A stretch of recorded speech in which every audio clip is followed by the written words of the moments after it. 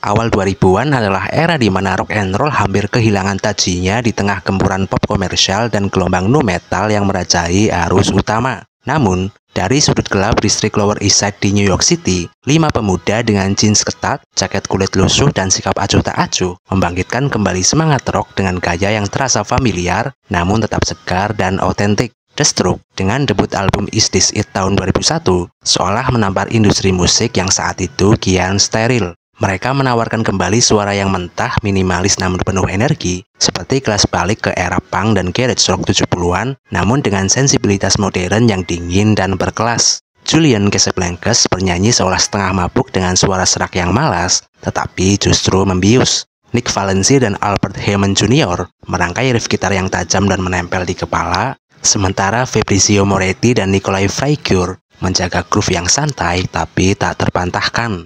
Mari selami lebih mendalam bagaimana The Strokes mengubah peta musik alternatif dan membaptiskan mereka sebagai simbol kebangkitan garage rock di abad 21, selengkapnya dalam Ziarah Skena.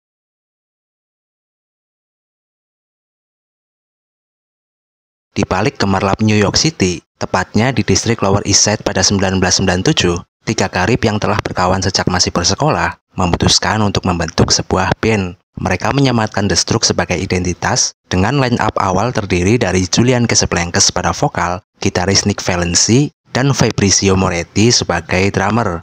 Tak lama setelah terbentuknya The Strokes, Casablancas segera mengajak Nikolai Fraiture yang merupakan kawan masa kecilnya untuk bergabung menjadi bassis. Sementara itu menjelang tahun 1998, Casablancas bertemu kembali dengan Albert Hammond Jr., seorang kawan yang dikenalnya saat ia bersekolah di Swiss. Pertemuan ini menjadi momen krusial di mana Albert Hammond Jr. kemudian merapat ke barisan line-up, melengkapi solidnya formasi klasik The Strokes sebagai seorang gitaris. Solidnya formasi The Strokes bukanlah hasil instan yang tercipta semalaman, melainkan terbentuk karena mereka mendedikasikan diri dengan sepenuh keseriusan. Hampir setiap malam selama 2 tahun awal, The Strokes tenggelam dalam sesi jamming tanpa henti, mematangkan chemistry, menyelaraskan visi, hingga memperkokoh sebuah fondasi. Barulah pada 14 September 1999, band bernama The Strokes tampil untuk kali pertama di sebuah bar bernama The Spiral. Penampilan mereka mencerminkan sikap yang selaras dengan musik yang dipresentasikan, sederhana, acuh tak acuh, tapi tetap memikat. Dengan jeans ketat, jaket kulit, dan sepatu usang, mereka tampil seperti band garage rock era 70-an yang tersesat di era modern. Namun, di balik gaya yang sesantai itu, ada sebuah kejelian dalam bermusik yang tak bisa diremehkan. Terbukti setelah penampilan perdananya, The Strokes mulai malang melintang dan rutin manggung di berbagai klub sekitaran Manhattan, dari Hi-Fi Bar hingga Mercury Lounge, salah satu venue gigs paling bergengsi di Manhattan era itu. Penampilan The Strokes yang memukau mengingatkan orang-orang pada band legendaris seperti Velvet Underground dengan gaya khas lo-fi-nya, atau The Stooges yang liar, mentah, dan berenergi, hingga kesederhanaan yang bersahaja ala Ramones. Tetapi, The Strokes tidaklah meniru mentah-mentah apa yang pernah para dedengkot itu sajikan di masa silam. The Strokes mengambil esensi dari para legenda untuk kemudian mengemasnya dengan sentuhan khas yang lebih modern dan sinis. Daya tarik The Strokes segera memikat Gordon Raphael, seorang produser musik yang suatu kali di tahun 2000 menyaksikan gigs mereka di Luna Lounge. Bersama Gordon Raphael, The Strokes merekam demo EP bertajuk The Modern Age dengan total berisi 3 lagu, diantaranya seperti The Modern Age, Last Night, dan Bellary Legal. Demo tersebut kemudian dikirim ke label Raw Street Record di Inggris, yang segera menjadi gerbang untuk perilisan karya The Strokes. Meringkas kisah, seminggu sebelum EP The Modern Age dirilis pada tahun 2001, The Strokes melempar lagu Last Night dalam format MP3 yang dapat diunduh secara gratis melalui situs majalah ternama di Inggris, yakni NME.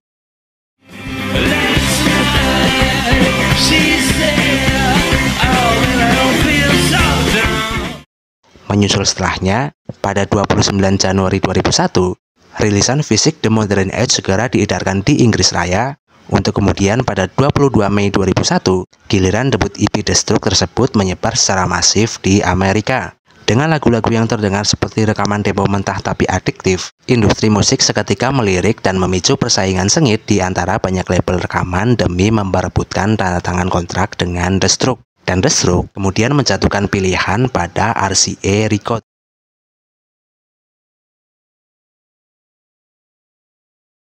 Tahun 2001 menjadi momen bersejarah bagi dunia musik alternatif. Setelah mencuri perhatian lewat EP The Modern Age, The Strokes akhirnya merilis album debut mereka bertajuk Is This It yang langsung mengguncang industri musik. Dengan durasi singkat, produksi minimalis, dan nuansa garage rock yang mentah, album ini terasa seperti tamparan keras bagi arus utama yang saat itu didominasi oleh nu metal dan pop komersial. Diproduseri oleh Gordon Raphael, Is This It menangkap esensi kebebasan, sikap apatis khas anak muda, dan atmosfer malam di New York City. Sampul album Is This It menampilkan foto yang ikonik sekaligus kontroversial, bagian pinggul seorang wanita dengan tangan bersarung kulit yang bertengger di atasnya secara sugestif. Sementara itu, lirik-lirik yang ditulis oleh Julian Casablancas banyak mencerminkan dinamika kehidupan anak muda di New York City, mulai dari kegelisahan eksistensial hingga eksplorasi hubungan dan pergaulan bebas. Salah satu lagu yang menyoroti tema ini adalah The Modern Age yang menggambarkan absurditas kehidupan modern dengan nuansa yang penuh keresahan.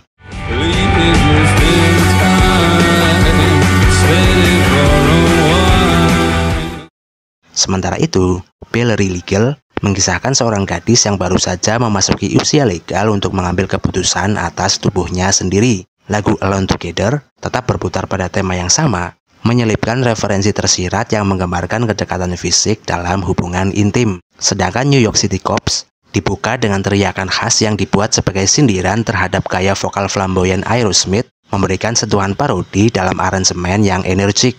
Salah satu track yang menarik adalah Soma, yang mengambil inspirasi dari obat fiksi dalam novel distopian berjudul Brave New World yang ditulis oleh Aldous Huxley. Melalui lagu ini, Casablancas mengangkat isu penggunaan narkotika sebagai alat untuk mencari penerimaan sosial dan melarikan diri dari realitas.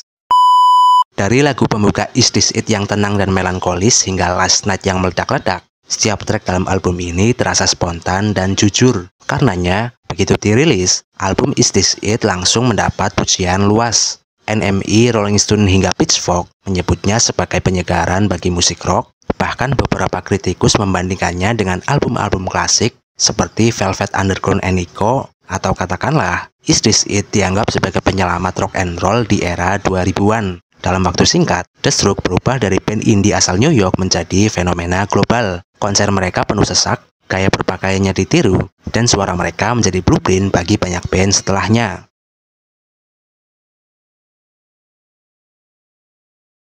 Setelah Is This It meledak dan membawa The Strokes ke puncak skena rock alternatif, ekspektasi terhadap album-album berikutnya kian melonjak. Namun, mempertahankan momentum di industri musik tidaklah mudah, dan The Strokes merasakan bagaimana ketenaran bisa menjadi pedang bermata dua. Tahun 2003, mereka merilis Room on Fire, album kedua yang mempertahankan estetika mentah dan minimalis khas The Strokes. Lagu-lagu seperti Reptilia dan 1251 menunjukkan bahwa mereka masih memiliki sentuhan magis dalam ramu melodi dan riff yang melekat di kepala.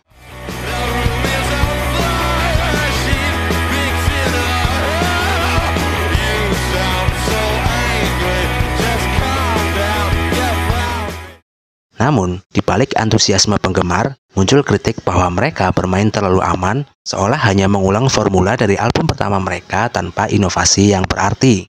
Tahun 2006 menjadi titik yang lebih menantang dengan perilisan First Impression of Earth. Dengan produksi yang lebih mewah dan eksplorasi suara yang lebih luas, The Strokes terdengar lebih ambisius dibanding sebelumnya. Lagu seperti Juicebox yang agresif dan Heart in Cage yang syarat emosi memperlihatkan sisi baru dari band ini, lebih gelap dan lebih kompleks.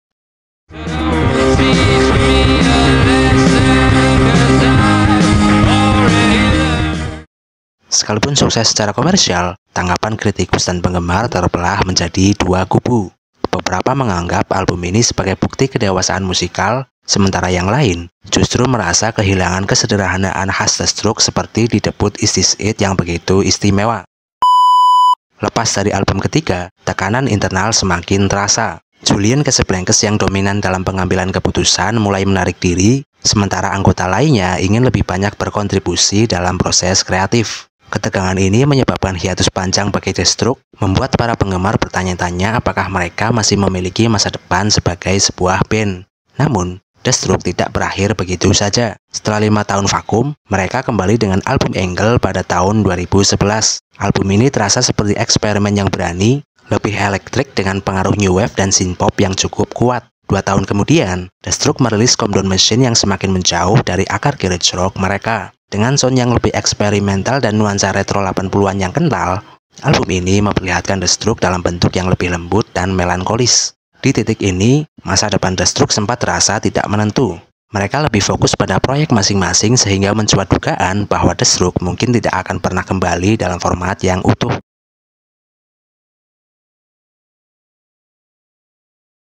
Tetapi setelah bertahun-tahun penuh ketidakpastian dan proyek sampingan, Destruct akhirnya kembali dengan album ke-6 mereka, The New Abnormal yang dirilis pada April 2020. The New Abnormal menampilkan Destruct dalam bentuk yang lebih introspektif, berbanding terbalik dengan energi mentah dan kesembronoan kala album Is This It.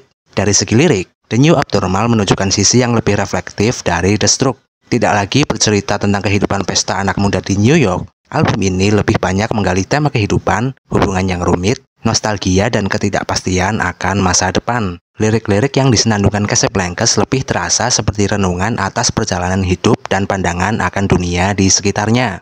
Lagu-lagu semisal Why Are Sundays So Depressing, di balik aransemennya yang ringan dan ritmis, lagu ini sebenarnya penuh kesedihan dan kelelahan emosional. Liriknya menggambarkan seseorang yang merasa terjebak dalam hubungan yang dingin, mencari cara untuk keluar, tetapi ia tetap tidak bisa melepaskan diri.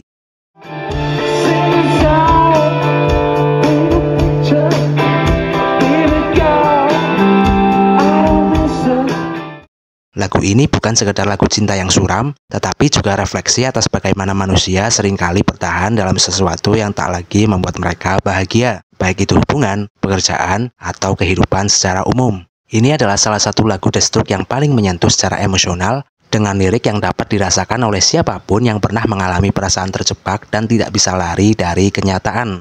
Lagu lain seperti Bad Decision menampilkan sisi Destruct yang lebih retro, dengan nuansa new wave khas era 80-an.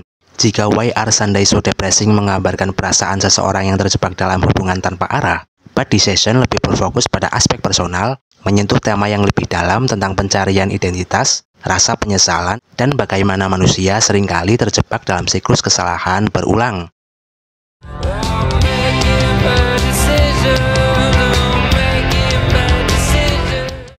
The New Abnormal disambut dengan pujian luas dari kritikus dan penggemar. Banyak yang menganggapnya sebagai album terbaik Destruct sejak Room on Fire, bahkan beberapa menyebutnya sebagai bentuk evolusi yang diperlukan setelah bertahun-tahun stagnasi. The New Abnormal bahkan memenangkan Grammy untuk Best Rock Album pada tahun 2021, kemenangan pertama Destruct di ajang bergengsi tersebut.